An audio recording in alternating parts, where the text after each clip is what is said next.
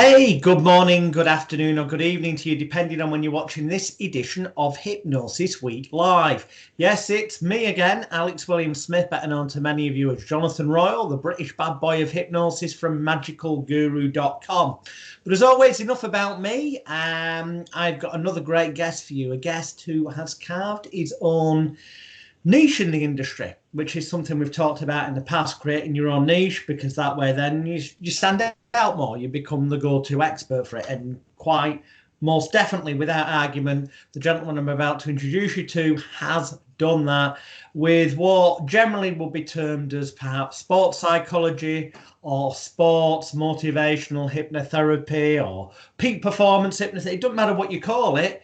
There's so many different areas you could do it in, but this gentleman I'm about to introduce you to, as well, he's made a name for himself in the world of darts. So please welcome to the show, all the way from Ireland, Stephen McKibben. Hello. How are you doing, Stephen? Hi. Look, before we get into your Hypno-Darts, which is like you've carved a cracking niche there for yourself, and I know that people that you've been, I don't really want to use the word treating, but been helping, motivating, coaching. Yeah, that's a better word. Using hypnotic and NLP skills and whatnot are doing incredibly well. So we'll come to that in a minute. But before you got into the darts and before you got into hypnotherapy, everyone's got a story of how they got to where they are. How did you end up getting involved in all this? Oh, you're going back many years now. I originally was, during my school years, was a competitive martial artist. Oh, right. Okay. I competed in jiu-jitsu and kickboxing and did a bit of boxing. Always was a very competitive person. You know, I didn't want to come second because I never wanted to be the first loser. You know, and that was my background. Then I streamed in finance at university, but while I was doing that, I did a few hypnotherapy courses, mainly for memory retention, and because I'd seen a display by, it was a martial artist using self-hypnosis to help people break bricks. Okay. And I was only young at the time, maybe 15, 16, and that intrigued me. So while I was doing my studies at school and then further on college and university, I was also parallelly studying hypnotherapy. And I did a few courses with the likes of La Roche College. I think they were based in Scarborough, I'm not sure. And then centre training, and then, you know, but I took a full-time job in finance. And I was doing the hypnotherapy in the evenings, and it was really generic, like stop smoking, weight loss, phobia cure, your bread and butter stuff, you know, which in reality, changing a few words, you could use the same spiel to treat all of them. You know what I mean? You now no longer smoke. You now no longer afraid of spiders. Spiders are insignificant to you. Cigarettes are insignificant to you. But I wanted to stop competing in martial arts. I moved into teaching martial arts, and I was using my hypnotherapy techniques and some of my more, how would you say, more capable students. You know, I'm not saying everybody's not capable, but everybody's only capable to a certain degree. So you can make people become their best version of themselves. You know, it doesn't mean they'll be the best in the world. It's the same with the darts. I can make people play the best they can possibly play. I've been fortunate enough that has been the best in the world on a number of occasions. But you know, if you came to me and says, Stephen, I want to throw like Michael van Gerwen, or I want to throw like Glenn Durant, I'd say, Jonathan, I can make you throw the best you can throw. You know, I can't say that inevitably that may end up as good as them, but inevitably it may end up the worst player in the pub team too. You know what I mean? You still have to have the hand-eye coordination, you know. But going back to prior to I launched into this, I was teaching martial arts. I was using the mind coaching techniques, as we'll call them, for want of a better phrase, on my more capable students. I started to realize that, you know, I enjoyed the sports performance mind coaching better than the generic treatment. I still occasionally do the generic treatment, as we all have mortgages and children that seem to think money grows on trees. So you still have to have an income, but I get more of a reward out of making somebody excel. I mean, I can only give the names of the people that are willing to go public, which mainly is the dart players. But on that, I've also created 3 PGA Tour card players. People that thought they wouldn't get their tour card, they came to me. That's golf, isn't it? Yeah. Yes. So I'm sorry, I'm not very up on sport, but roughly. Yeah, no, and I've also helped people get onto the main snooker tour. And a lot of them don't want to give publicity because of the reasons they think, I don't want somebody else doing this. I mean, there's quite a few dart players who've won world majors that saying to me, worst thing I ever did was tell other dart players about you, because now they're all playing better. And to me, that's the best thing they've done. But I can understand, as somebody being competitive, you want that edge over your opponent. You want to realise, I've got something he hasn't got. Mm-hmm. And, but unfortunately, quite a lot. I mean, in the BDO, at one stage, 14 of the top 16 were using me, and then in the PDC, which I've quite a few players that would use me, but again, don't give the publicity because they want that edge. In fact, a lot of them don't know each other are using me. I have about 13 of the top 20, so it's and that's on a rolling basis because the rankings change all the time. But I mean, Scott Mitchell came to me via another dart player and says, I want to start winning. Now, the other dart player said to me, this guy's great ability, but he's only getting the quarters and semis of tournaments. And he came to me within 18 months of coming to me. He'd won 10 world ranking tournaments and topped it off for the world championships. And he gave me so much publicity. On the back of him giving me publicity, Glenn Durrant came to me. And Glenn Durrant is now a 3-time world champion, 2-time world master, 3-time Fender master, and I don't know how many Opens he's won. I think it's safe to say. He hadn't won any of them. I'm just going to intrude. He hadn't won any of them until he came to me. I think it would be safe to say, you keep saying world champion, and to me, world champion suggests playing against people from all over the world and winning. Yeah? Yeah. Well, on that basis, given what you've just said, if people listen back when they watch the replay as well, I think it's safe to say then that it's not only just that you've got a niche in the darts, but you could quite categorically state that you are the world's most successful hypnotherapist in terms of motivation and peak performance for darts players. Simple as. Yeah, I'll take that. I wouldn't have said it myself, but now you said it, it'll take that. Based on the results you're telling me your clients have been getting, yeah, I think the results speak for themselves, don't they? Yeah, you know what I mean? Well, there last month, Ross Montgomery won his 2nd Dutch Open under me. There's over 5,000 people from all over the world playing the Dutch Open, and that's the 2nd time he's won that. Now, that in itself is a feat that 99.9% of the world's top dart players can't claim. I would say out of Opens, now forget your majors where you've qualified all year and your seeded players go in to the last 32 or whatever. But as regards the Opens, the Dutch Open's probably the hardest one to win. Ross Montgomery's won 2 under me. You know what I mean? I took Tony O'Shea to 2 world finals, and again he won the Dutch Open under me. But Tony would say himself, his lifestyle choices cost him the titles.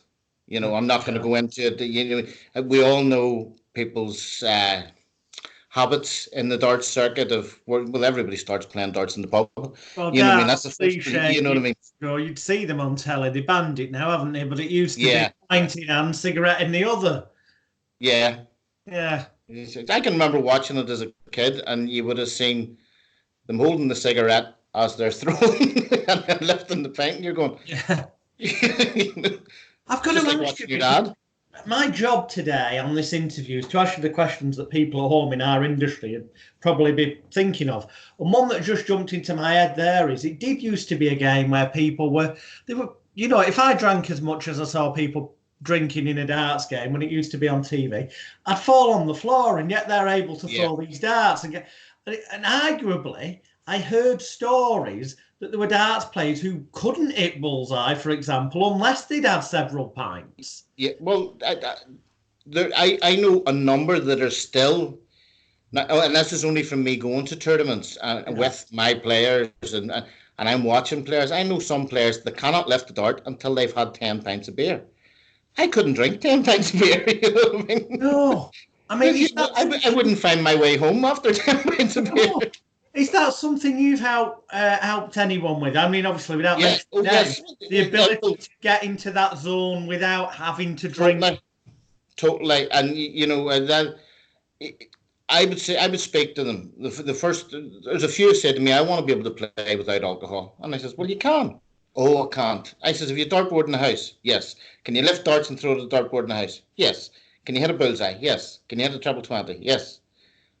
Well, are you drinking in the house? Oh, no, my wife doesn't let me drink in the house. And you're going, well, it's hand-eye coordination. It's nothing to do with the alcohol. But in the pub, no. That's your association. Because you're in the pub, you're playing a pub game, and you feel you have to drink. But if you can do it it's like a sniper. If he can shoot at the target 100 times long in the shooting range, invariably the reason he's not able to do it in war is the pressure and the overthinking. Yeah. I'm not saying that's slightly different. It's killing people, but hand-eye coordination is the basic principle of darts. If you've good hand-eye coordination and you can hit the target, you know. But then when people, yourself, when people start overthinking things, they create and compound a problem. It's the same with your CMT and treating people for phobias. I remember years ago, I think 2004 or something, talking to you in the Britannia Hotel, and you mentioned the spider with the roller skates and the hat, and and make a comedy thing out of the spider. Yeah. Whereas living in the UK as we do, and unless it's pets, there is no poisonous spiders. So in reality, the fear of a spider is extremely irrational. It's not just irrational. And if you don't like them that much, hit them with a shoe. Animal rights will go mad, but you know what I mean. Common sense has to prevail. When people overthink a problem, they compound it like the snowball running down the hill, and we all know that from our industry. So if somebody comes to me and says, I can get the semi-finals, I can never get the final. It's them that are stopping themselves getting to the final by having that thought in their head. Mm-hmm. What they should be doing is, well, I'm on target to break that. I can do that. The fella I beat in the quarterfinals won 4 tournaments this year. So he's made finals and I'm knocking him out. So there's absolutely no reason to stop me making a final. But I would always say to them, why do you only want to make the final? You want to win. Don't be setting the target of just making the final. You're setting the target to win. If you're going home with the semi-finals, quarterfinals, or even the finals, you should be disappointed because you're not there to lose. And especially when you're a professional, it's your living. You know what I mean? What you've got to say is that person's trying to take my wages from me, for want of a better phrase. So you should be beginning to win. Well, this is just me because I'm extremely competitive. Even at Christmas time and family quizzes in my mum's house, there is rise because we're all extremely competitive and I don't like to lose. And I would people would say I'm a bad loser and I say I wouldn't know because it's never happened. So you know what I mean? You have to be competitive. You can't be content. See, people were saying, well, I'm the 4th seed, so I'll be content if I get the semi-finals. Well, then you'll never, ever win anything. You have to go into it, says, well, I'm the 4th seed. I want to prove them wrong and let them know that I should have been number 1. And that would be my way of thinking. It's like when breaking the bricks in martial arts, people that are aiming just for the brick is no good. You have to aim a foot past the brick and drive right through it. So you have to push yourself and always aim higher than what even you can think you can achieve. You know what I mean? At the end of the day, you have to look at things. I mean, I'm 44, soon 45. When I was 40, I wanted to learn piano. I didn't take a piano lesson. I bought a book, I bought a piano and started playing piano. And now one of my business ideas, which I shouldn't probably tell because other people probably steal it, but is using Can we hypnotherapy just to say it's advance the your 19th of February 2020 as this is recorded? So that in itself is establishing copyright in the sense of origination of the idea. It won't stop other people perhaps doing it, but it'll certainly establish Stephen's idea. He'd had it before today, but he's mentioning it on the 19th of February 2020. So what I'm going to do is I've already written about 90% of the scripts for hypnotherapy to advance your sight reading, to advance your playing, to add rhythm to your playing.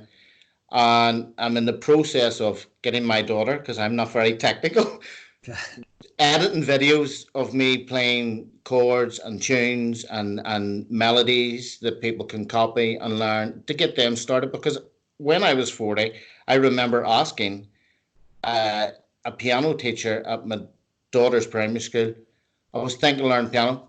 Stop you there. Adults can't learn. And I'm going, well, no, our brains are the same size. But the thing is, that person, he only taught children. But it's rubbish. It might only teach children, but it doesn't mean adults can't learn, does it? Exactly. It means they're no good at teaching adults. Exactly.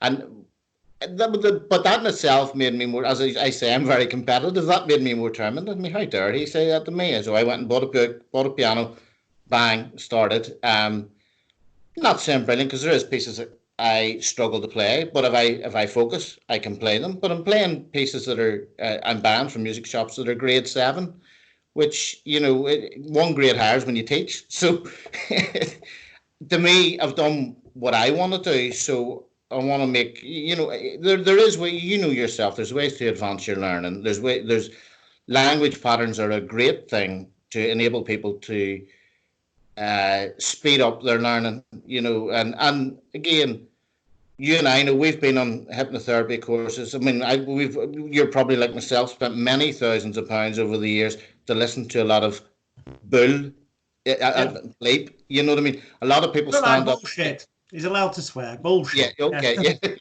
A lot of people standing up and they're talking the biggest load of crap, and you're going, this will not help you hypnotize anybody. And then you've bought books that were hundreds of pounds and you're reading them and you're going, this is putting me to sleep. And then you go to your seminars and you say, well, by the way, we're cutting out all the bullshit, and all of a sudden you're going, well, this is what I want. I've been to many hypnosis courses that the people wouldn't hypnotize you, but they put you to sleep. Yeah, and for the wrong reasons. Exactly. And you maybe feel yourself into, oh, was he inducing me? No, he wasn't, because he was only talking about how he got here. It was nothing to do, it's and some of them are quite well paid, and you sort of think, their marketing's excellent, and the marketing is the key, I suppose. But that'll only sustain so long, which is why you do see flash in the pans, the top hypnosis instructor or top life coach. Then 2 years later, you're going, whatever happened to them? So it has to be kept interesting. Yeah, and you have to keep evolving as things keep evolving. You know that more than I know that, because, I mean, as it says in your thing, you are a guru, So well, thank you. I mean, that was marketing, but yeah, well, let's face it, the word guru only means teacher anyway. It's some people think that's like an arrogant thing of doing perception. Yeah, exactly. Perception, and as you have always said, it's the belief and expectancy. If they believe you will be great, or if they expect you to be great and believe it, inevitably all you have to do is show your confidence and your belief in yourself, and you will be great. You will get great results. So sports-wise, I'm gonna. You mentioned you've done stuff with. Obviously, we know you've done stuff with darts. You're the creator of the Hypno-Darts system, which we'll call back to in a minute. You've also helped people in golf and other areas, martial arts. What, for the people at home, I mean, I pretty much can anticipate the answer here, other than actually knowing something about what the individual sports person wants to achieve and its relevance to darts, golf, or martial arts or whatever. What are the differences, if any, in what you actually do with them, technique, process-wise, so to speak? the words. If it's sports specific, it's the words. The process is the same. They have to aspire to something. If they're not aspiring to anything, if they come to me and say, "Oh, my wife would like me to win local golf tournament. Would you like to win the golf tournament? I enjoy playing. Do you want to win?" Well, I've never really thought about it. That person's never going to be a winner. Yeah. It has to, you have to have the drive. You have to be competitive. And don't get me wrong, there's many great players that are content with getting to quarters and semis and saying, "Look what I've achieved." That to me, when I used to box, when I used to kickbox, I would never have been content. Never have been, I would never have wanted to go home feeling like I lost. You know what I mean? And I can remember in first form, or what they now call year 8 in your first year of secondary school. Yeah. I can remember coming second in the 1500 meters and telling my dad, and he goes, "Well done, son, you were the first loser." You know what I mean?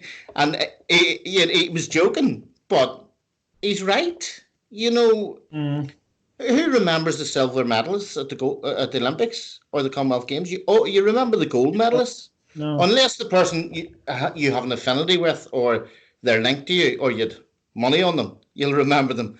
But the difference in any all sports. I've got to butt in there. I've got to butt in because you just brought this thought into my head, Stephen. Do you put bets on the games that you're playing in? No. I don't. I don't even know if there's rules that I could or not. But I mainly don't because my wife would know, because she's better online with me. She would see the money going and say, "What are you gambling for?" You know what I mean?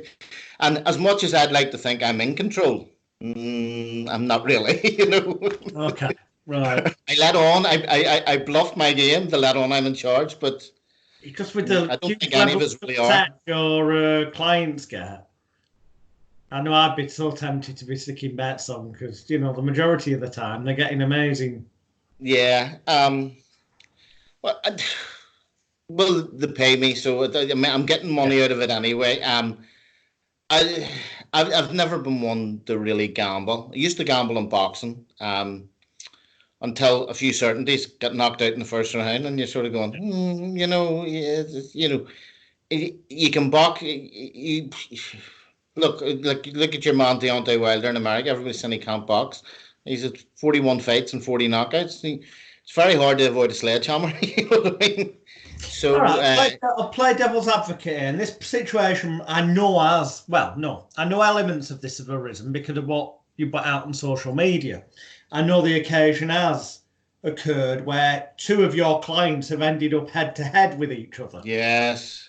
Okay. So obviously one of them, like it or lump it, it's the nature of the game. One of them has got to lose in that context, meaning one of your clients has won, one of your clients has lost. That much I do know has happened because I've seen you mention of it. What have you, as well as helping people get to where they are, do you also deal with, in that situation, you're going to have one of your clients who's gutted because they've been knocked out. You also deal with the reassurance, the aftermath of losing. You know, and you have to explain to them, you played great. It's good that they got it, that they lost, because nobody, and I know we all tell our kids, you done really well, but nobody should be happy at losing. If you're content at losing, you'll never be a winner. But you have to reassure them. You not make them content, but reassure them you played awesome. You were unlucky, you played awesome, but look at what you've achieved so far. It's a shame you were drawn together because, that in itself could, well, in saying that, players of mine have met in the final as well, which is a win-win for me marketing wise. Well, yeah, because you'll probably see Facebook going up and up. But it's hard. You see two players in the throw the best game of their life, and inevitably one of them makes the final, and he's thrown against somebody. You're going, he's not even good. He wasn't good enough to get here, But a lot of it depends on the draw, and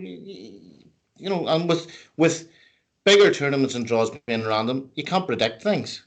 But yes, no, a lot of the times players of mine have met each other, and I like it when they meet towards the latter stages, because there has been tournaments where, oh, look, the 4 semi-finalists are all my clients. Let me get on Facebook. You know what I mean? Yeah, you know what I'm guaranteed a winner. And then, people are straight over. How does this work? And they're asking questions. And then you weed out the genuine ones that really want to improve in their game, and the tire kickers who'll ask the same question 30 times. And probably the international audience won't know what tire kickers are, but it's somebody that goes into a car sales room and asks the same question about a car over and over again, and they've never any intention of buying. So you weed them out, but you get to spot them straight away, especially when the same person's popping up every tournament asking the same questions. And I go, well, did I not answer this for you before? Just look at the reply above. I'll tell you, people who are watching this, if you go on Google, type in Stephen McKibben, you go on YouTube, do the same, you go on Facebook and type in the same, you will see articles come up in I'll call it the sporting media, but the normal media as well, but in the sports section, where Stephen is mentioned, and you will see the world-class players that have mentioned his name and are linked, and they're just the ones who are prepared to mention his name. There's other people as well. And it's important. I'm saying that not to boast on Stephen's behalf, but I'm saying it because if you go and have a look and see how successful what he's been doing is, and then you watch this again from the beginning and see that he's categorically told you that, it's not rocket science. If you've got the underlying basic skills you should have as a hypnotherapist, that you could take a niche in a different area of sports and quite easily carve yourself a reputation there. You're getting results, So,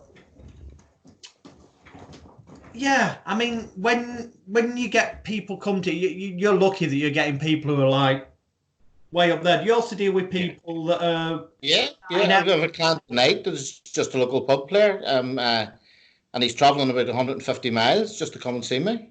Oh, wow, excellent. I mean, the furthest I've had travel, I had a guy fly in to Belfast from America. I picked him up at the airport and brought him here for his session, and he flew back out the next day. Wow. So, again, I've been fortunate, this started out of... I'll actually tell you how it started. I followed darts, and I was working a lot on the sports performance side in the hypnotherapy, which I relabeled sports mind coaching, because an awful lot of people have this, hypnosis, and they think it's like voodoo, and that's probably based on, well, it stems from things, that maybe triggered the 1952 Hypnotism Act, but it was a total misconception. He brainwashes people. Well, actually, it don't. I just relax them and help them achieve their best. If I brainwash people, I'd probably be working for the North Koreans or the CIA. Let's be honest. So I was actually on a darts forum, maybe 2009, 2010, and I talked to a darts player who dropped way down in the world rankings, saying, I've dropped out of I think it dropped to number like 70 or 75, and at one stage he was number 2 in the world. Okay, that's a drop. Yeah, and he says, I don't know how I can get back up, and I says, I can help you. And how can you help me? And I says, well, I'm a hypnotherapist that specializes in sports performance, and I can really help you.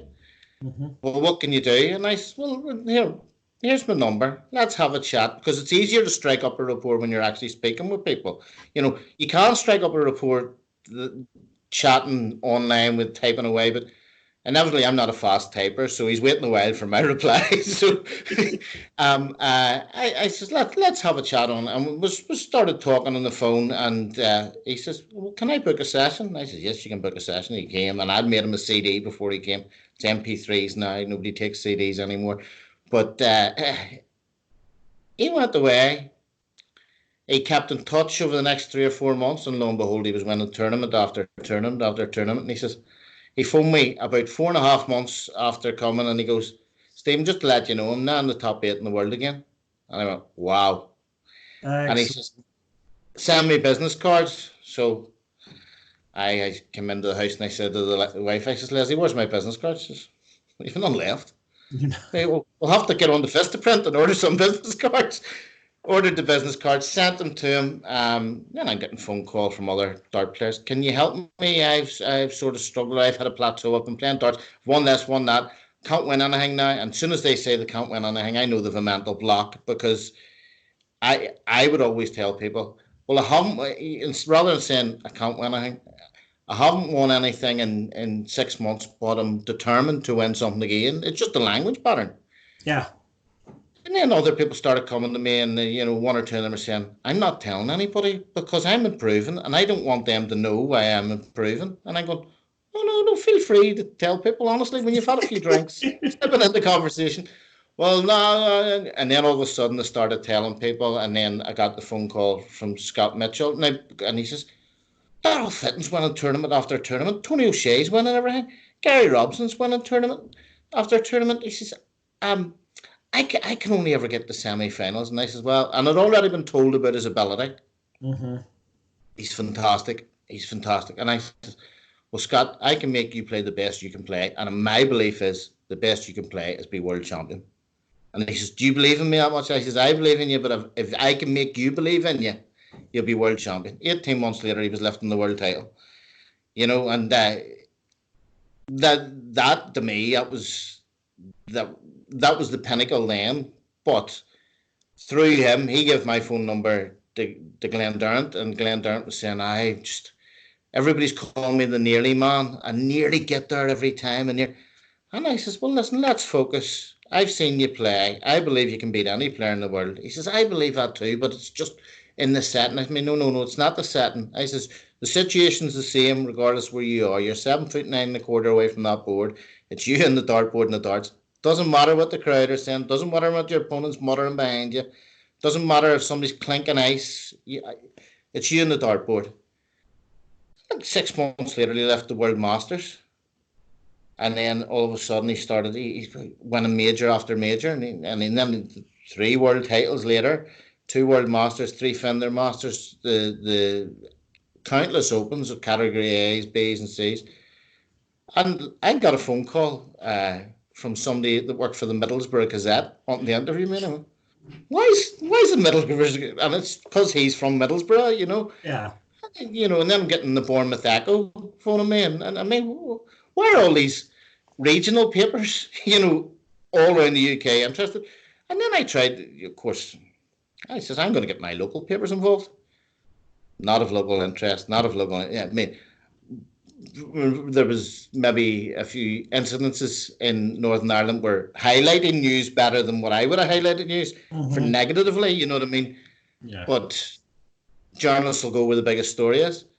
That was fine. And then I think Glenn won his 2nd world title, and I got a phone call from the Irish News. And it wouldn't be a paper that would be sold in, well, they'd maybe keep them in my shop, but certainly nobody would be brave enough to buy them in the area, because it's of another persuasion. And they says, we want to do a story about you, but we want you to take out advertising. I says, well, actually, to be honest, I don't need to take out advertising because I'm turning customers away. All right. Would you consider taking out advertising? Well, actually, no. I apologize, but thanks for the phone call. I says, because you weren't interested in doing the story on me last year. Oh, right. Oh, well, all right. And then all of a sudden, their sports editor phones me. Can I do a story about you? And I said, yeah. He done a story, and people were coming and says, we just assumed the hypnotist that was treating those dart players lived in England. And I says, no, every one of them said he's from Northern Ireland. I says, quite a few of them even says, he lives in Ballygown, just outside Belfast. I says, oh no, we just made the assumption. And then all of a sudden I was getting loads of local business for the darts, and darts in Northern Ireland would be quite vibrant, but even the darts down south in the Republic would be bigger again. And I would say 95% of my customers locally, not internationally, but locally, are coming from the Republic. So they're traveling. I mean, there's some are traveling 4, 5, 6 hours to get to me, and Excellent. to me, that's that's success to me. That people are willing to do that. Now I have to conquer the market in other areas so that.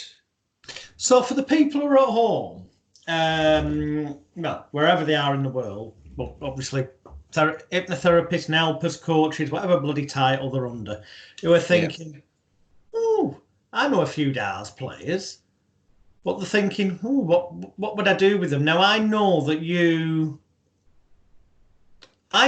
when I want to learn something new personally, and this hopefully makes sense to the people at home, if I wanted to learn, because I do magic, I used to do it for a living, but I do it for a hobby. Yeah. If I wanted to learn coin magic, I would seek out the person who's got the most success, who's known for it, who's won the most magic awards for it, and I would then study their stuff.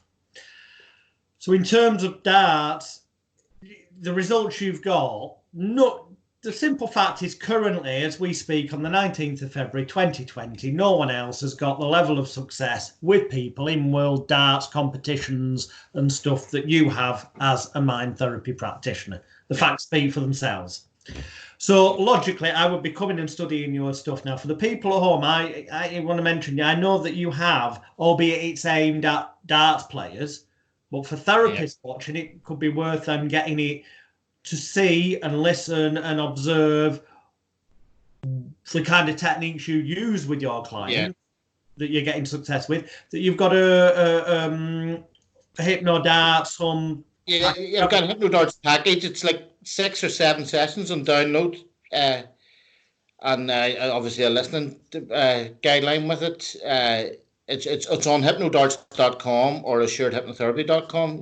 Both of them lead you to the same site. It's just the pointing, but the link will be right below this video. Right, and it basically encompasses every area of darts, from hitting your doubles, from closing out a game. But that's the same with any sport. Throwing the last punch, you know what I mean. Finishing well, crossing that line. You have to have the drive for one. I don't want to go into too much psychology here, but we'll put it this way. For people that follow football, soccer, for international ones, Alex Ferguson was never a sports psychologist. However, if you asked me who the best sports psychologist was in the world, I would have said Alex Ferguson, because he took a team, even the year he retired, he took a team that won the league by 13 or 15 points, that the following manager couldn't take into the top 4. The same players, same team, same squad. Now, we've all heard the stories about him throwing about and all. Maybe that's a bit extreme, but he knew how to get the best out of every single one of his players, and he never treated every one of them the same. So he knew which one responded to a hug around the shoulder and which one responded to a kick up the ass. Now, to motivate my 3 children, I have to approach every one of them differently. As much as I'd like to kick them all up the backside at times, I know they don't respond to that. My elder one will respond to being pushed. My middle one's a bit more sensitive. She'll respond to a bit of encouragement.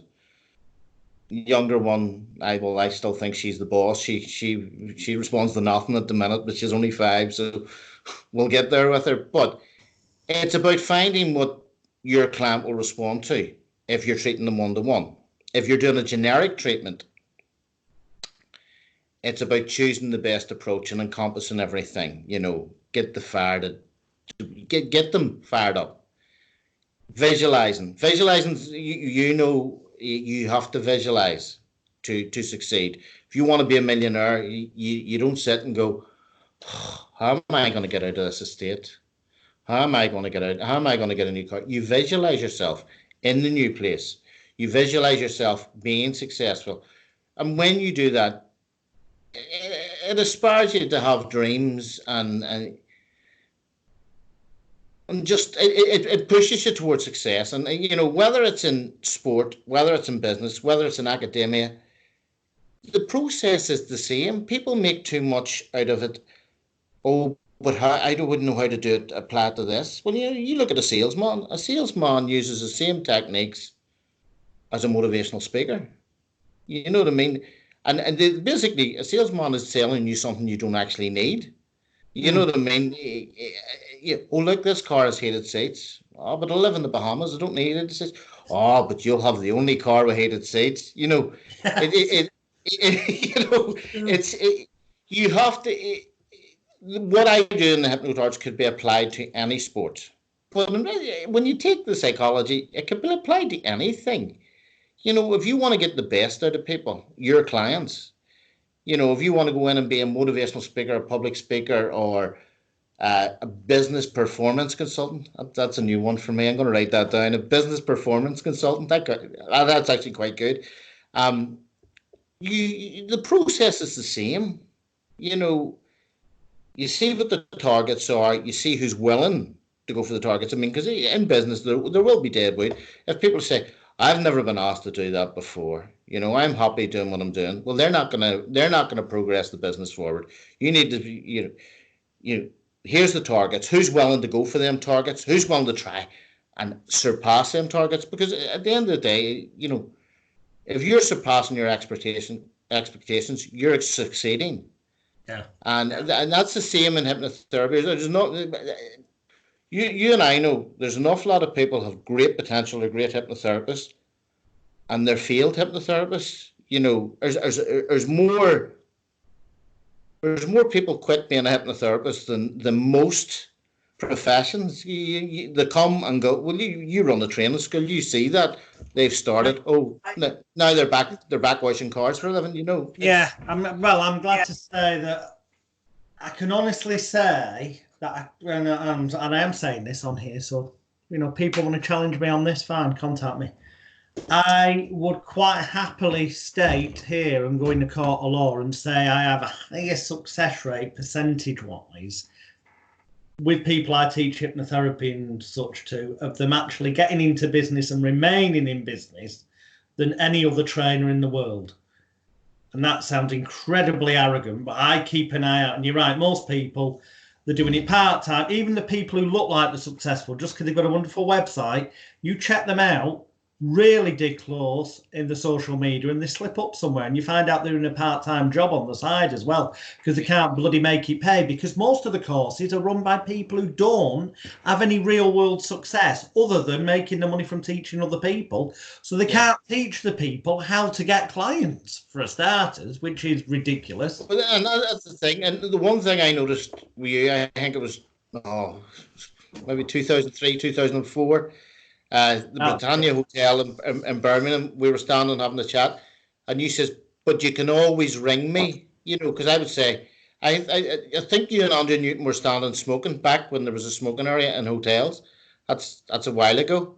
It's definitely around 2003, 4-ish. Yeah.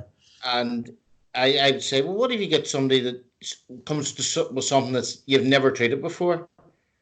You sort of says, well, the process is the same, but you can always phone me. And I've never heard that from any other training school. You can always phone me. They'd say there's a helpline, or you can go on a forum and ask a question. But that's different than me lifting, and where's Alex's number? And hello, right, I have an awkward client here. There've been the 5 other hypnotherapists, and you were approachable, and plus there was no bullshit. You know what I mean? I shouldn't not as swear. Scary as it appears. Yes. Yeah, I remember somebody asking, "Does anybody know what Ericksonian hypnosis is?" At one of your courses, and this guy at the back puts his hand up and he goes, "It's the hypnosis that Milton Erickson did." And well, obviously, but what and I know Erickson. Everybody praised him.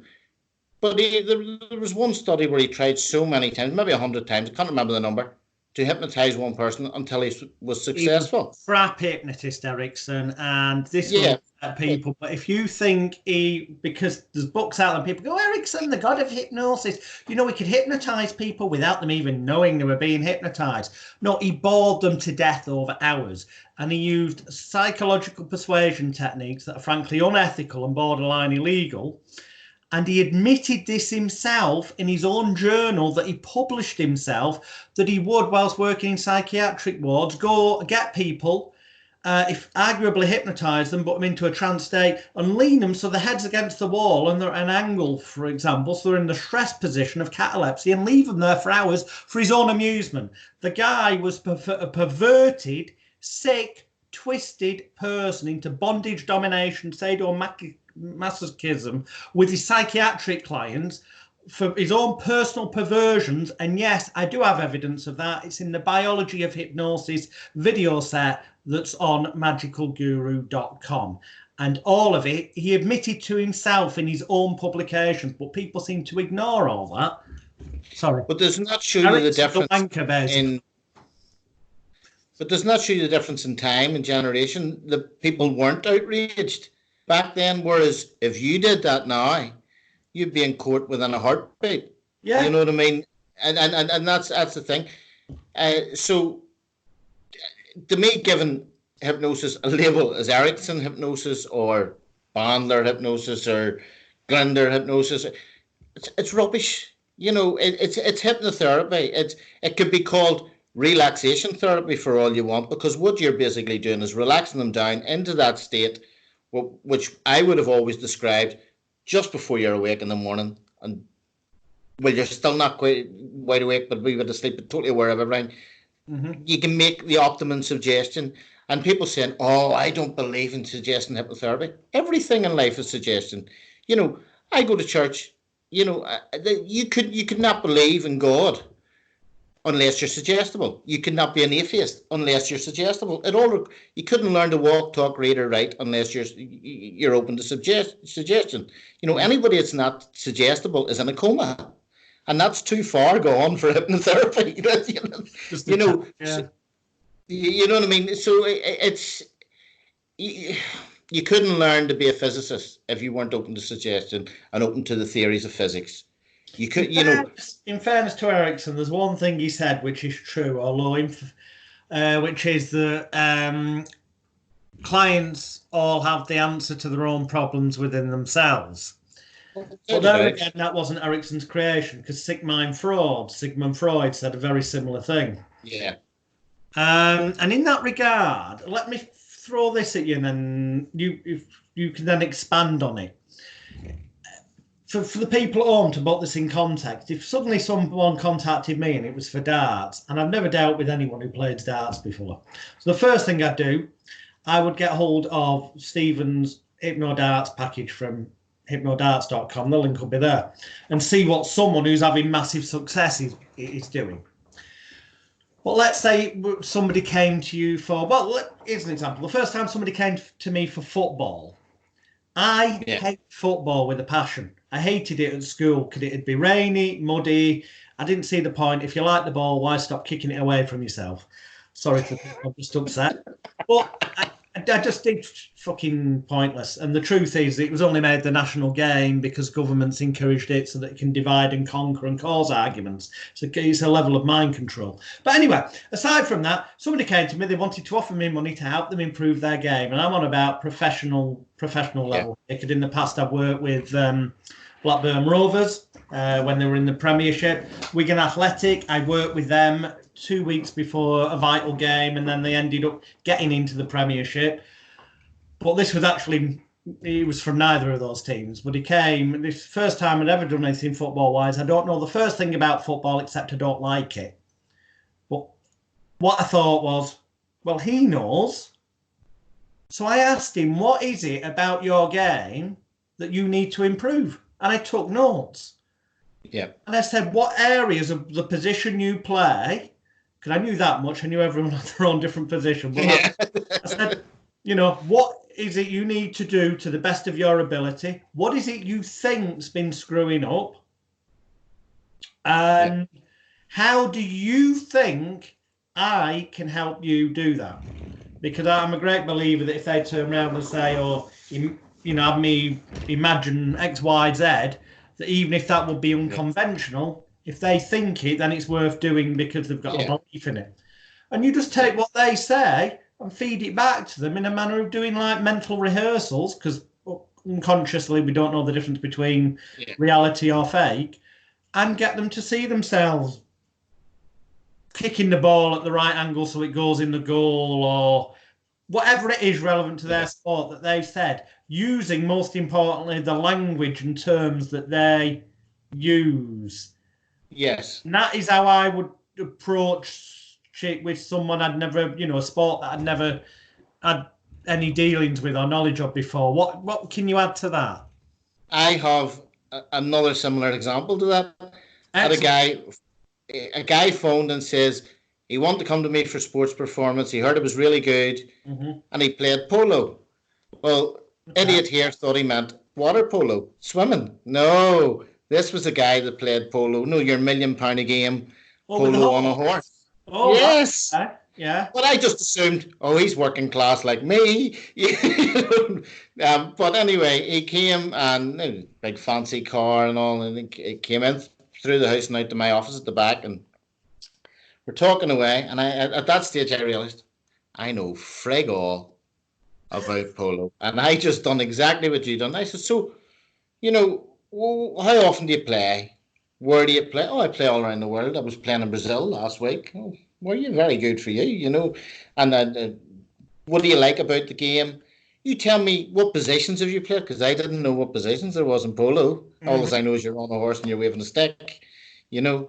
And he started talking away, and he says, "Look, I just want to be more gung ho, a wee bit braver." And yeah, so you want to up your bravery, and he says, "I want to go in for the balls that are maybe 50-50, that I'm a wee bit afraid of maybe coming off my horse or hurting my horse." Very, very protective over his horse, and Mm-hmm. and I go, okay, so I'm just writing down, wants to be more gung ho, wants to thrust forward. That's all. I just used his language in repeating back. To this day, I know nothing about polo. I don't think I'll ever be playing the game. I mean, I walk on a walking stick after back surgery. I don't think I could get on a rocking horse, never mind an ordinary horse.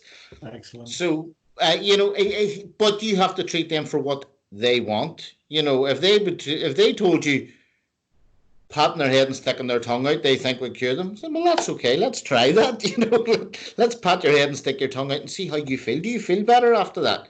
You're treating the client, and we get hung up. Yes, I know a lot about darts. I know a lot about snooker. I know a lot about other sports that I've been involved in.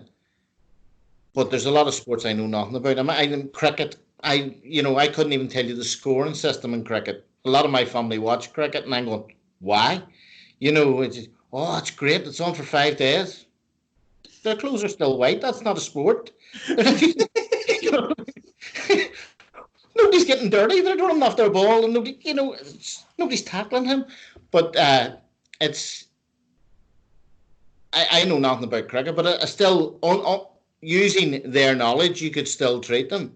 Now, if I wanted to stream and perfect cricket, I would have to learn more about it. But you can treat the one-off individual for what their aims are, without a lot of knowledge of the sport. You know what I mean? For instance, my middle child, she's quite a talented gymnast. Before she started gymnastics, I don't think I'd ever watched it. I'd seen it on and went, oh, that's very good, and turned it over. But now I have more of an interest in gymnastics, and I would treat her coming prior to competitions. And she's won quite a few, but uh, it was never a sport I was interested in. You know, uh, but everything's treatable. I mean, if somebody comes to you with a phobia of red chairs, I only said that because my daughter's doll's red chairs there.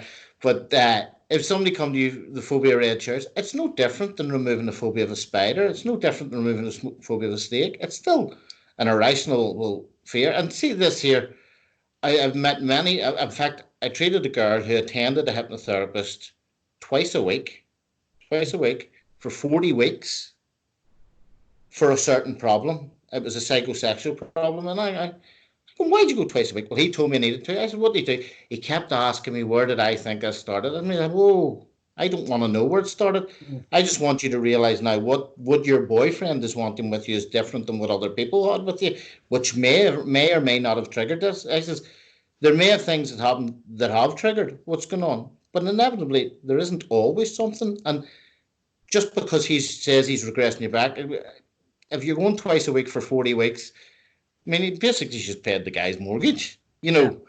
I says, there's, you know, one, if he's telling you he's regressing, he's not regressing you correctly, because it shouldn't take that long. No. And two, I don't think there's any need for it. What we need to do is draw a line in the sand and change the way you think about intimacy now compared to what the feelings you had for intimacy in the past.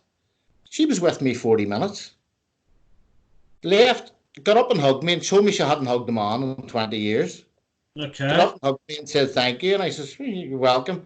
Now, in those situations, for therapists that are going down that route, I find it very difficult in that route, which is why I limit it, because you end up upsetting yourself. It's important to be empathetic and not overly sympathetic, because you don't want them to see you emotional. But 3 weeks after she left me, she sent me a wee card saying that her and her boyfriend had got married in the city hall. And I went, wow, clearly intimacy problems are no longer a problem anymore. About 4 months after that, I get another card, a wee picture of a baby scan. You know, and that was one session with me, but she 80 sessions with another hypnotherapist. And I'm going, you shouldn't even need 8, never mind 80. You know what I mean? And most things can be treated in one session, unless you're treating somebody maybe that's going through cancer or something and they need the reassurance every week. That's different. But most things, unless there's deep-seated trauma, can be treated in one session. And I think people get overly hung up and, oh, well, I was on a hypnotherapy course and they told me it's 3 to 5 sessions is normal. Yeah, for crap hypnotherapists it is.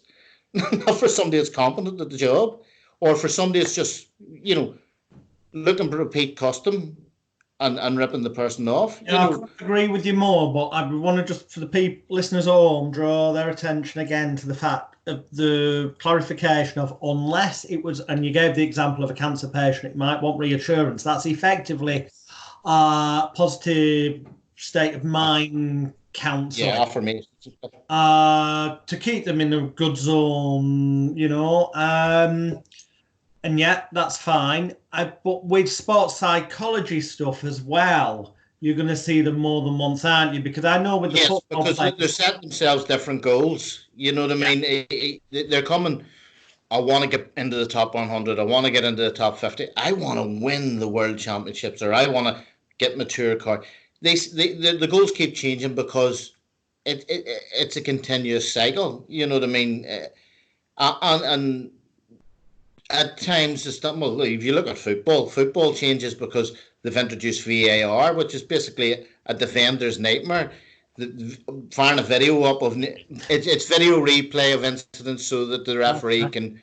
It slows the game down. It's rubbish for the fans, and they're given penalties that would never have been penalties in a million years. So a defender has to be critically careful because everything is on replay. So you can understand somebody coming back saying, I need to be more precise. Still gung-ho, but more precise. Yeah. And that's understandable because the standards in the games change. And if, you know, if Glenn Durant phones me tomorrow and says, Stephen, I've won 3 world titles. I want to win 10 world titles. Can I come over and see you? Yes, Glenn, book a flight. I'll see you. Not a problem. Or, can I bring you over to see me? Not a problem. Let me know the dates and we'll work it out with the diaries. And that's different because they're changing their goals. Because initially it was, I want to win a world title. Or I want to win a ranking major. But that's different. You know, what we were talking about before is for generic problems. Yeah. Habit control, removing phobias, relief from anxiety, especially if they know what the anxiety is for. What are you anxious for? Oh, when my wife hits me with a poker, well, leave your wife. You know, the anxiety will soon disappear. You know what I mean? Although you have to be a wee bit more diplomatic in saying that there, you know. But if people know what's causing the anxiety, you can treat them in one session. If they're just generally anxious person, you can still treat them in one session because you're just treating their responses to being anxious. When you're anxious, take a deep breath. Imagine that you're looking at a red ball, and as you breathe deeply and deeper and deeper and breathe, that ball loses color and gets smaller and smaller until it's eventually a speck of dust, which you can hit with a hammer, and that's the anxiety gone. That's the quickest anxiety session I've ever done, by the way. So it's. I would say a lot with generic therapy rather than sports therapy. With the generic therapy, if you can get people to control their breathing, that's a big plus. Because when people are anxious, they breathe shallow and fast. Mm-hmm. Oh, I can't cope. Oh, what if my daddy finds out? But if you can get them to control their breathing, it relaxes their body, which invariably helps you relax their mind, and that helps them see things more rational. I mean, if your wife's afraid of spiders and she's screaming and shouting, you could be the best hypnotherapist in the world, but there's an emotional attachment to you. And she's not going to listen. Well, most wives don't listen to their husbands, but she's not going to listen to you when you say, catch yourself on, give yourself a shake. It's only a spider. And what I said before, and I know people fell out with me when I said it, I've said before, hypnotherapy is applying old granny wisdom in a more relaxed manner. Because my granny would have said, give yourself a shake. Catch yourself on, right? And when you step back and think of it, that's what you're telling your client in a phobic situation. I'm afraid of snakes, right? Well, there's no snakes in the UK. Do you have snakes as pets? No. I'm terrible afraid of snakes. And you really, in your head, you're going, catch yourself on.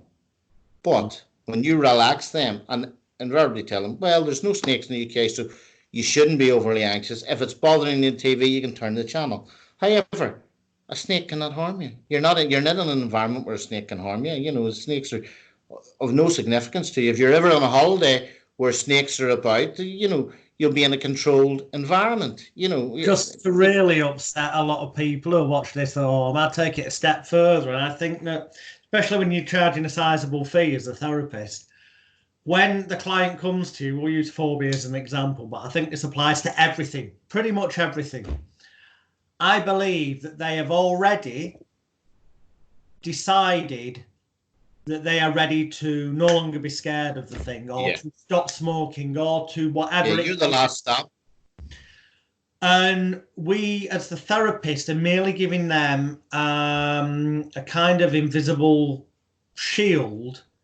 Because if they just woke up one morning and said, right, I'm no longer scared of spiders, and later that day, the family notice a spider go in the room, and it's obvious that person's seen it, but they're just dead relaxed and go, oh, I better go and get a plastic box and casually go and get the spider and put it outside. The family or the friends who might be there would go, Dave, assuming they call Dave, you normally shriek like a girl and jump on the couch if you see a spider. What's going on? You've just dead calm, relaxed, got that, put it outside. And if Dave turns around and goes, oh, well, actually, I realised it was silly, and so I've decided not to do that anymore, and his mates and his family say something, perhaps unwittingly, like, well, why didn't you do it sooner, you flipping idiot? Make him feel bad. So he'd end up relapsing and becoming scared of spiders again to prove that he wasn't stupid and daft. Yeah. Whereas if it comes to a therapist, pays you money, me money, the viewer money, goes through an important seeming ritualistic process in the safe environment of the authority figure therapist to successful's consulting room. When they leave, they can leave behind any self-blame, shame, guilt and regret for not having got off their ass and done it themselves sooner, but also have an invisible force field almost around them of protection so they don't relapse, because when the family see them not scared of spiders and say, why didn't you do it sooner? They can say, oh, I tried, but I needed the help of this expert therapist. Yeah. So I went through that, and now I have, and they've got the perfect reason, excuse and permission to change without kind of coming under attack. And that's what I think it's a lot. It's guided therapy. You're just guiding them to what they really want, and And as you say, is when they pay the money, to me, that's the biggest suggestion that everything's going to go okay. As soon as they volunteer that money, they're committing a contract that I'm being cured here and I'm paying for it. You know, I wouldn't pay hundreds of pounds to something that I wasn't sure wasn't going to work. You wouldn't do it. You know, you're not going to turn to your wife and say, your belly button reading, right? You know, I shouldn't have mentioned that, but your belly button reading, somebody out there reads toenails. Oh, and they're really good at it. They can tell what's going to happen in the future. And he's only £700 an hour. Now, your wife, I'm assuming she's a bit sensible, like my wife, and would go, very sensible, yes. Yeah, catch a grip. So, to read your toenails. Sure, you can barely bloody cut the things. What are you talking about? You know, but there will be the one. There'll be the one idiot that'll go, I always knew I could see things in my toenails. You try washing them, you know, but they'll go and this person will tell them everything they want to hear. For people thinking we've entirely lost the plot here, if you go to magicalguru.com, you will see a tab that says belly button reading, and that will explain the context of this bit. Yeah. But you know what I mean? People will pay people that are desperate will pay any amount of pounds for what they want to hear, which is why, as I said, I go to church. I'm not a fan of certain churches that you're prosperity preaching. You know, you give to me and God gives to you. You know, you'll have that jet. You'll be able to fly the world. Whatever you give to me will be repaid to you 10 times over. Well, hold on a minute. I'm giving to you, and you're flying a Lear jet. You know, why do you need that to spread the word? I have to go all around the world. No, you've got the internet. You don't have to go all around the world. You can sit on Facebook or Skype and preach. You don't have to have a $70 million plane. Nowhere in the Bible, Jesus wrote about the donkey. You know what I mean? Yeah.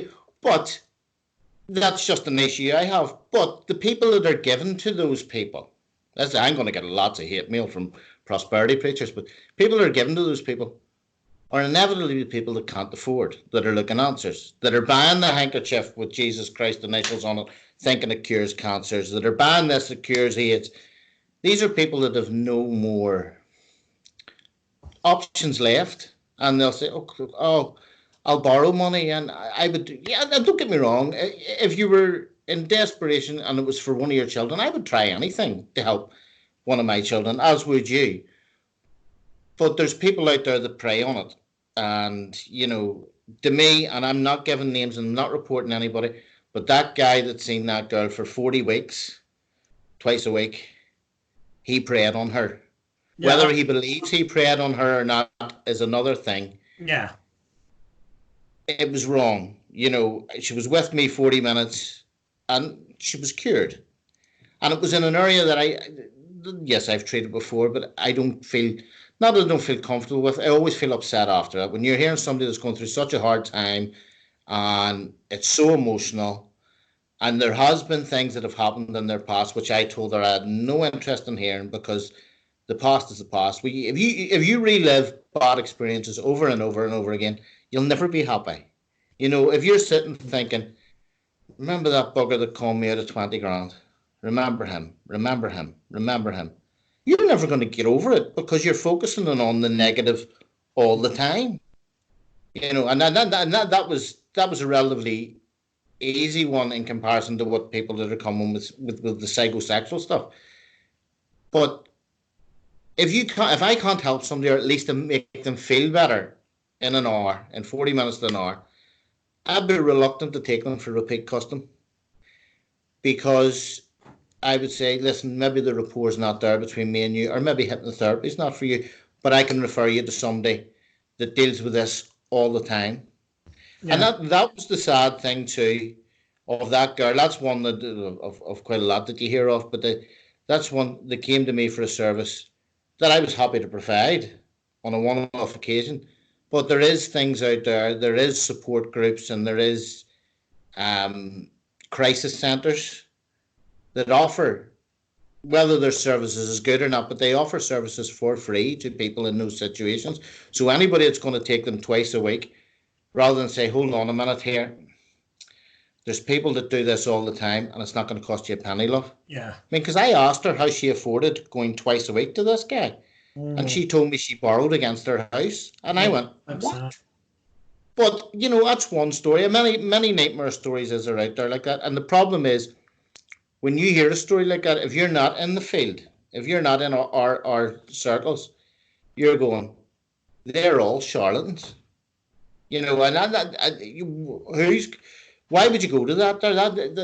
I could tell you a story about a girl that's remortgaged her house and you're thinking, you know, if we weren't in the field that we're in, we would label everybody in that field as charlatans. And there has to be an ethical line somewhere. You know, if I don't think I can help you, I will. I have in the past turned away custom. I'm sorry, it's not for me, but I can recommend somebody to you.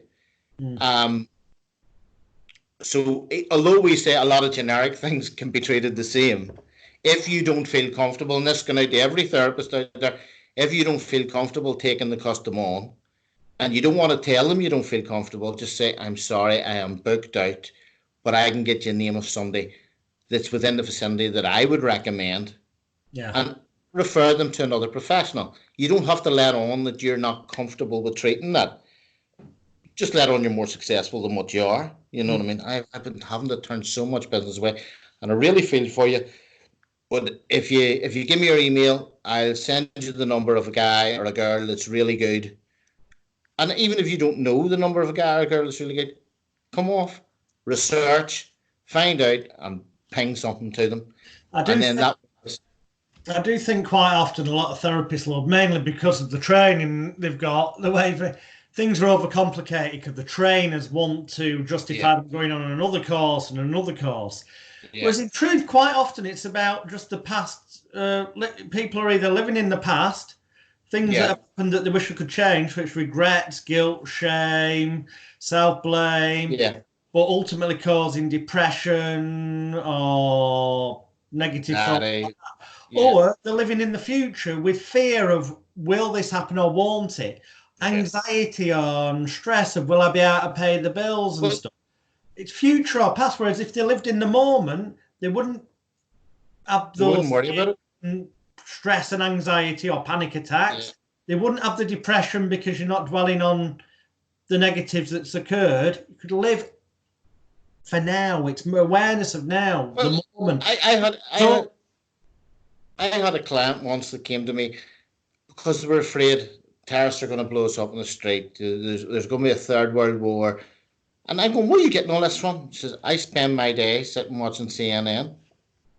Well, they're watching the 24 hours news cycle that inevitably only opposites ratings when it's showing bad news. The good news stories, most people say, oh, it's nice and turn over.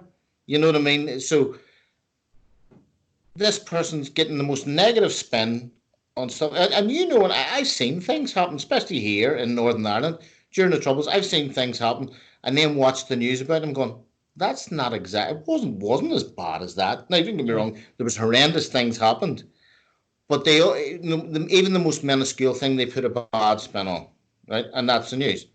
But that person was living their life watching 24-hour news and then wondering why they were depressed. You know, I watch the news at 6 o'clock and then come off and go, how does anybody watch more than half an hour of that? Some nights I don't bother. I watch the headlines, turn it over, you know. But if you're living your life, especially in today's hyper information society, you know, you even see it on Facebook. If you search something up in the news, if you've seen the news article and you go, oh, I want to research something, that's forever in your tagline. Every time you go onto Facebook, there'll be an advert related to that topic that you've been on. So it sucks. If you're susceptible to being easily led, it sucks you in straight away. And people are, as you say, they're living in the past and the future. I mean, I hear it all the time. Look at what's happening in China. Look what's happening. Well, that's always happened in China. You know, that's all. We're only hearing about it now because we have such hyper information. If it happens in China, you can hear about it within 10 minutes in the UK. Whereas in the 1950s, if it happened in China, you might never have heard about it. You know what I mean? If it happened in Australia, it took a month to get the news to the UK. You know, oh, there was a bushfire in Australia. Oh, look at all these floods and hurricanes. Well, yeah, mean, I do have to laugh because I was talking to a guy on the bus, and he says, "Well, all these hurricanes prove climate change." I said, "Well, your climate always changes." I says, "I'm not saying global warming does or doesn't exist, but if you go through history, there's always been a change of climate." No, there hasn't. Well, there has. That's just historical fact. I'm not arguing one way or the other because I don't want to get into a debate. But look at how many hurricanes. I said, well, there was more hurricanes in the 1930s in America than there is now. Well, there wasn't. I said, no, there was. I mean, if you go back into whatever their meteorological society is, it'll stay. The highest was in the 1930s, early 1940s, was the highest ratio of tornadoes and twisters and hurricanes. Well, no, because I was watching such and such. I mean, well, I'm just telling you, historical fact, there was more back then. Oh, you're a climate change denier. I haven't once mentioned climate change, and hurricanes in themselves, meteorologically, have nothing to do with climate change. Well, they have, because I've seen it. And that's the way information goes. Controversial aside, most people don't independently research, and if they did, you'd soon find they live their life in headlines. News. They live their life in headlines, and unfortunately, that affects everything. And it's the same. We're treating people for anxiety. I'm surprised there isn't more people suffering with depression with the amount of crap that's on the news. You know what I mean? Everything is blown up. You know, everything. If something happens in Manchester, right, it's heard within London in seconds. But it's like Chinese whispers around the world. You know, a man run down the street with a knife in Manchester. By the time it's got to London, he was running down the street shouting Allah Akbar, and he had a suicide vest on. No, he just escaped from the local hospital. You know what I mean? It's laid up. And everybody gets depressed. Oh, how can my child? And you know, you have to live your life. Live your life in the moment. You know, if you, as you say, live for now rather than the past and the future. And if you have future aspirations, set targets and goals now to go forward and achieve those aspirations. You know what I mean? And the way I look at it, I might never be a very affluent person, but I'm going to have something left that my children are going to have a better, you know, they're going to get a nice house left to them that they can split three ways. I don't care if they fight over because I'll not be there. But you know what I mean? They're going to get some money left to them. So you're going to set your children up to have a better life than you have. And that's all I can ask in life, is that I'm setting my children on a better foundation. And, you know, this is way off being from sports performance. But when we go back to the sports performance, everything you do, everything you aspire to, you should always aspire to be the best. If you want to be a hypnotherapist, anybody out there that's training to be a hypnotherapist, you should aspire to be the best hypnotherapist you can be. Now, that could end up being the best in Detroit or the best in the world. But you should you should never say, I don't want to do it, but I can I feel more confident that Jonathan do that. You know, he's a really great hypnotherapist. Well, if you think he's a really good hypnotherapist, you should aspire to be like him. And the way I look at it business-wise, R&D stands for research and development, but its real meaning is rob and duplicate. If it's right, it's right. You know, Pepsi robbed and duplicated from Coca-Cola. It's not as good as Coca-Cola, but it's still $1 billion industry. You know what I mean? That's a matter of opinion. Some people prefer it, some people don't. But everything in life, there's nothing's getting invented now really that wasn't invented before. You're robbing and duplicating, you know, especially when it comes to therapy. I mean, you're hearing of new therapies all the time, and you know, your tapping therapies, the meridian therapy, it's no different than EMDR or EFT. They're all the same. It's all the same principle. I have a thing that I call the Elite Hypnosis Bootcamp, which is everything I've ever released over like the past 30 years. But it's not just me. There's like 16 other experts in different areas. Yeah. And I guarantee there is nothing invented now or in the future that isn't taught inside there somewhere. It might not have the same name, but that's all they're doing. They're just taking old stuff, just rebranding and giving it new names. It's bullshit. Yeah, it's like them guys, and they sold millions of them. They stuck the wee patches on you. If you were a sports person, it was a wee patch filled with water. Yeah. This makes you perform better. No, it doesn't. Well, but so many sports people bought them and run with them. Said, yeah, I feel like I'm running better. Only because you were told you would run better. It's nothing to do. You're actually carrying milligram of weight more. You're less aerodynamic than what you were when you started running. You know what I mean? But if people believe it will help, it inevitably will. As long as you're ethical about it is the most important thing when you're treating a client. And I think that's a massive message there. Thank you, Steve. And we've gone over time, but I don't care. We will not be cutting any of it out because, as I always say, and in particular this week, viewers, get a pad, get a pen, watch this again and take notes because there's a hell of a lot of information in the past hour and 20 minutes, more than you'll realize at first. And then take a visit to the link that will be below this video to hypnodarts.com or Assured Hypnotherapy. And, you know, if you want to work in the sports arena, order Stephen's Hypno-Darts package, get an idea of the kind of techniques he uses with clients for that. And as he said, change the terminology and you can use it in football or basketball or polo or... Polo. Yeah, exactly. Thank you, Stephen. It's been an absolute pleasure. Thank you very much, Steve. Speak to you soon. See you all next week on Hypnosis Week. Bye for now.